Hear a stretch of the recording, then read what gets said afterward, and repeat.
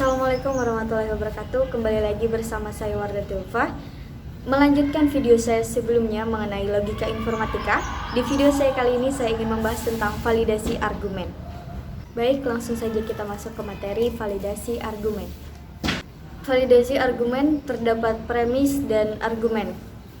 Premis adalah pernyataan-pernyataan yang digunakan untuk menarik suatu kesimpulan. Suatu premis dapat berupa aksioma, hipotesa, definisi, atau pernyataan yang sudah dibuktikan sebelumnya.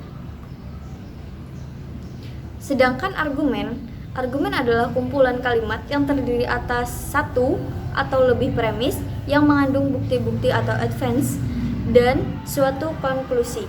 Argumen juga bisa didefinisikan sebagai rangkaian pernyataan-pernyataan yang mempunyai ungkapan, pernyataan penarikan kesimpulan atau yang biasa disebut dengan inferensi.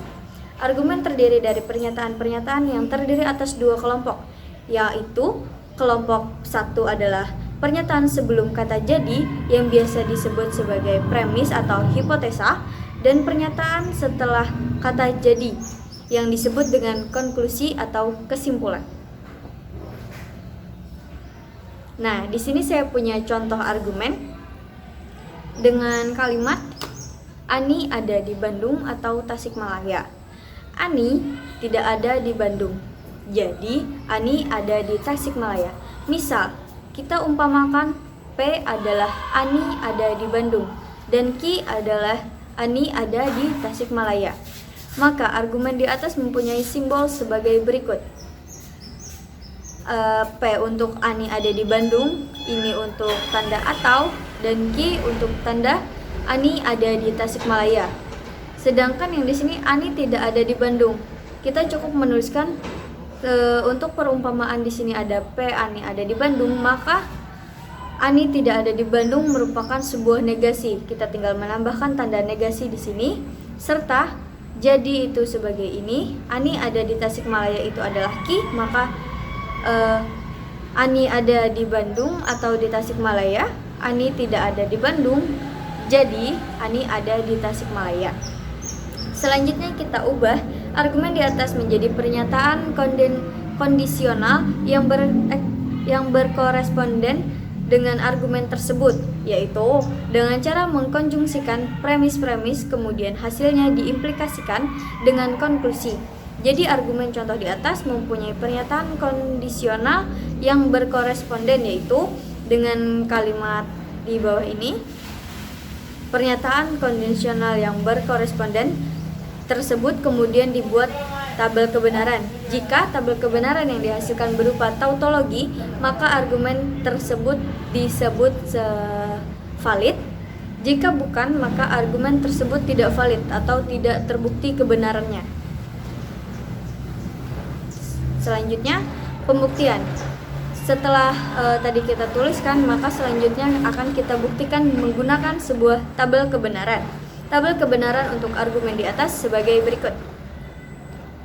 P atau Q dan negasi Q jadi Q. P itu sama seperti di video saya sebelumnya. Bagaimana cara menentukan banyaknya true dan banyaknya false itu sudah saya jelaskan di video sebelumnya. Teman-teman bisa lihat video saya yang sebelumnya. Jadi di sini ada 2 true dan juga 2 false. P atau Q maka P atau Q itu menghasilkan true. Di sini ada true, jadi sini true. Karena atau itu adalah true jika salah satunya true. Jika keduanya true juga true, dan jika keduanya false baru akan menghasilkan false.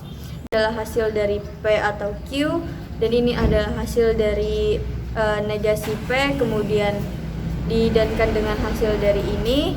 Selanjutnya kita tarik kesimpulan yang di sini dengan Q yang di video yang di slide sebelumnya. Ini adalah hasilnya true. Semuanya adalah true. Karena tabel kebenaran yang dihasilkan berupa tautologi, maka argumen di atas disebut valid. Karena di sini true semua menghasilkan true. Tautologi adalah ketika sebuah tabel kebenaran menghasilkan hasil true untuk keseluruhannya. Baik, selanjutnya validitas pembuktian atau penarikan kesimpulan. Nah, di dalam penarikan kesimpulan biasanya menggunakan prinsip logika di mana pernyataan tersebut disebut premis serta penarikan kesimpulan disebut argumen. Prinsip logika, bila premis-premisnya benar maka konklusinya sah atau valid. Sebaliknya, jika premis-premisnya salah maka konklusinya tidak sah atau tidak valid. Di sini ada beberapa aturan-aturan penarikan kesimpulan. Yang pertama ada modus ponens dengan bentuk seperti ini, modus tollens dengan bentuk seperti ini, simplifikasi dengan bentuk seperti ini, konjungsi, hypothetical silogis, disjunctive silogis, dan konstruktif dilema.